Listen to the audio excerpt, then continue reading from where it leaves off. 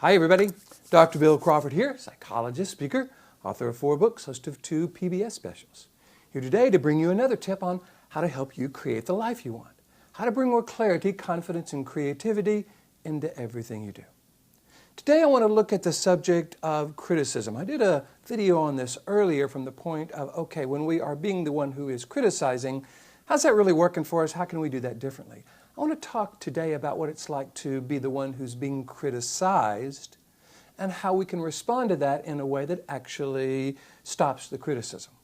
Because I think it's fair to say that when we're criticized and then we defend ourselves or criticize the person who's criticizing us, they just criticize us more. So the quote that I'm sending out to those 5,000 folks on my quote list is that the problem of being critical with criticism is that it only brings on more criticism.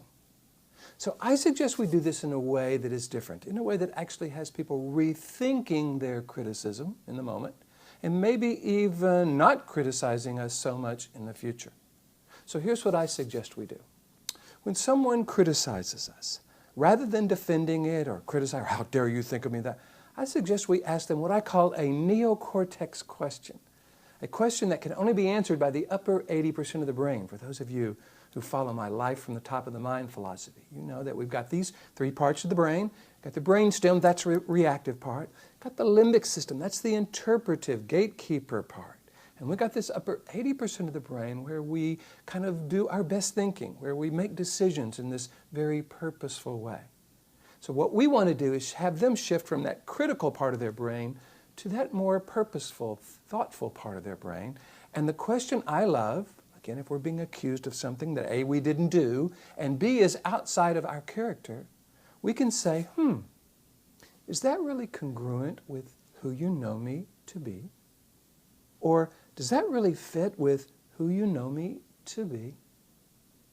See, that's a wonderful question because it has them rethinking their criticism. They now have to think back in time and ask themselves the question, gee, have I seen this person do this in the past? Is this really in their character?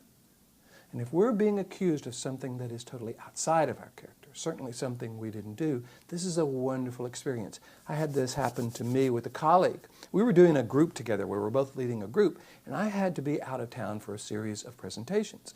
And she got a little concerned, said, hey, Bill, are you just dumping this group on me, kind of wanting to be a part of it but not participate? And rather than go, well, how dare you think of it? I went, well, gosh, is that really congruent with who you know me to be? She thought for a minute and said, no.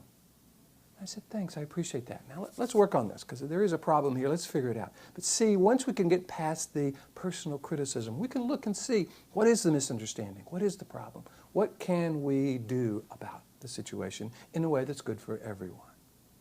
Now, if what they're accusing you of is something you've done before, and in their mind it is part of your character, that's an entirely different subject. We're going to need more time to go into that. So if that's something you want to talk to me about, feel free to go to my website, billcrawfordphd.com, hit the contact button, let me know what you're interested in, and I'll help you deal with that part of the dealing with criticism.